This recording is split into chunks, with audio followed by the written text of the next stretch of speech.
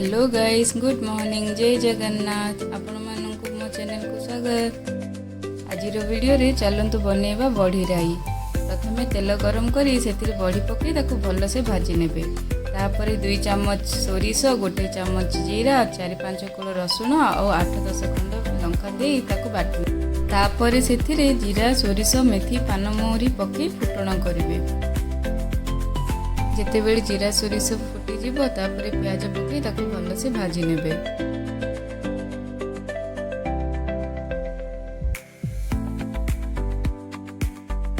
प्याजटा भाजी गला परे सेथिरे से सोरिष बटा दे पानी दे ताकू टिके फुटै नेबे।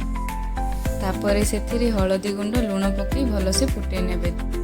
मु एथिरे आलू पकईची, मते काहेकि ना राई रे आलू पकेले बहुत भल लागे। आपण मानको जदि पसंद पकांतु, न पकेले भी चलिबो।